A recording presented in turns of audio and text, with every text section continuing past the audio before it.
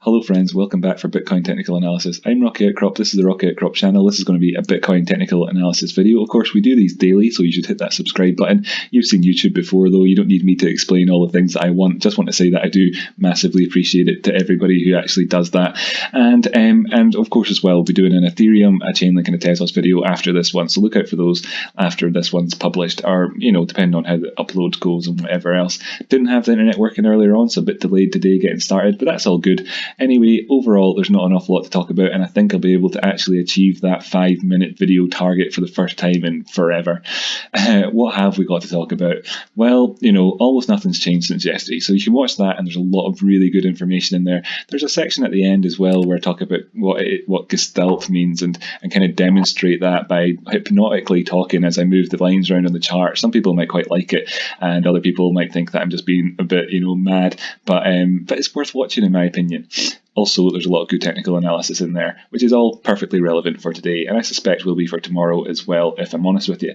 Supplemental CME open and close, so we can look at that. We can, in terms of supplemental information, where the CME's opened and closed at on Friday there, and then we can be on the lookout. That's what that stands for. Any gaps that might be there, and also we can ask, is this an Adam and Eve pattern? And we'll take a look at that website, which ripped off Bilkowski's book in order to give it all that content and discuss that all in detail. So let's just dive into it. Thanks so much for joining me. Hit that like button, by the way, really appreciate it. First thing I'll point out here, by the way, is that volume continues to diminish. We've not had any breakouts from any patterns, unless you consider this breakout from the ascending triangle that we kind of talked about. If you'd drawn this in some way up here, cutting through this section here, and you could have thought it was a breakout, but as you can see quite clearly now, that was all very much premature. People who were looking at that with, you know, a great degree of conviction were premature in that sense. What have we got here then? So CME open and close. Let's just dive over to the CMEs and see where they ended on Friday. And as you can see, the Friday's candle was well, it was a doji candle, and it wasn't a very big one. So the top came in there, I can just read it here, 9285, and the bottom is at 8945. So you've got like just under sort of $300, $60 candle here overall when you look at the wicks on Friday. So there, you know, there's a fair chance of there being a gap overall, but then again, there's a fair chance that the price will actually be somewhat in this area come, you know, Monday anyhow.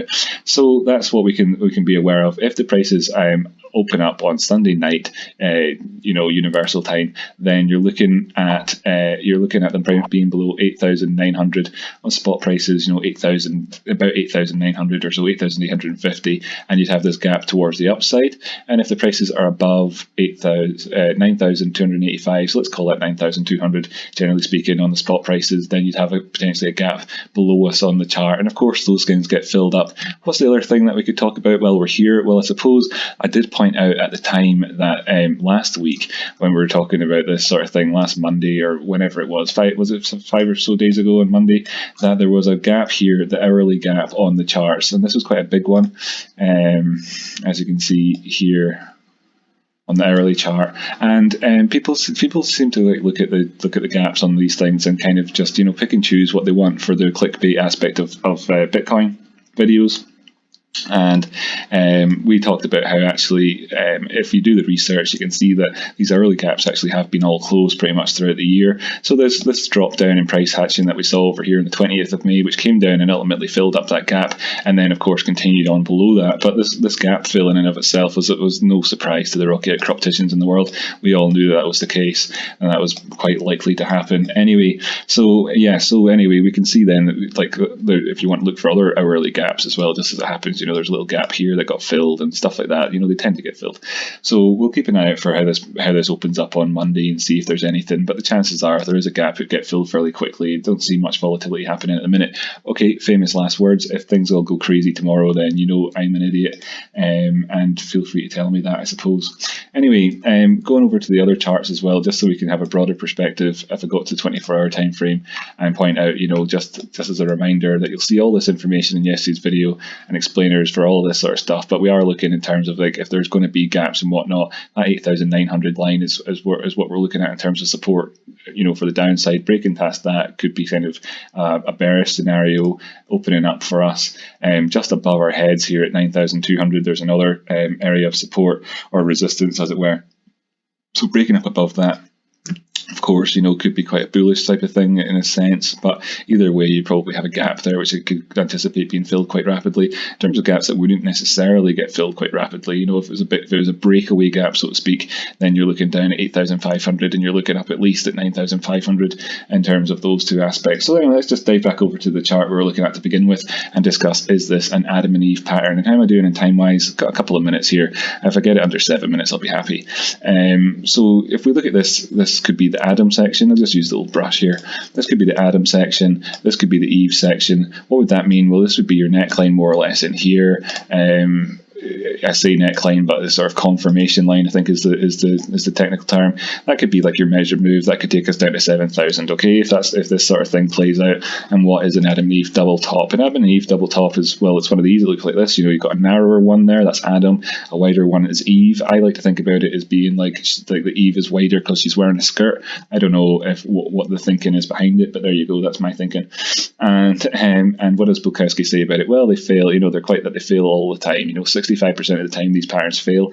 The reason for that, he says, is if you look at any Twin Peaks pattern, any of them, head and shoulder, all the Twin Peaks, like Adam and Eve, Eve and Adam, Adam and Adam, price will fail to close below the valley formed between those two peaks 65% of the time. Why is that in general? Like, it's quite easy to get sort of distracted with whenever you're reading textbooks and they're so dry and they don't really give you that sort of human explanation you're looking for.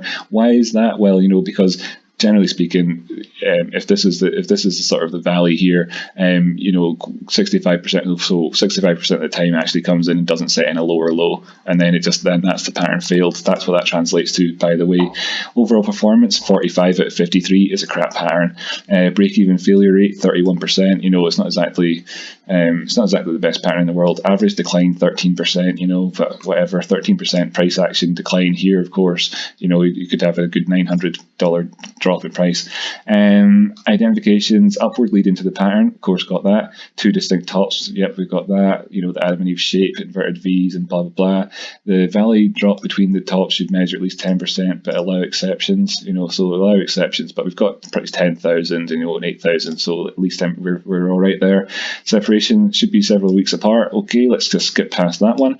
Double top confirms as the true double top once price closes below the valley between the two peaks. Well, you're making a lower low at that point, so obviously, right, that's just a different way of saying that same concept. Usually higher on formation of the left peak than the right. Ding dong. Okay, so measured move, well, I did that already. Example here, so if this was an Adam and Eve here, and then you saw the price going down, it went down a whole chunk thereafter. So could we be looking at that? That's the question. I'm throwing that out there. That all kind of ties in anyway with what we're looking at in terms of these patterns overall.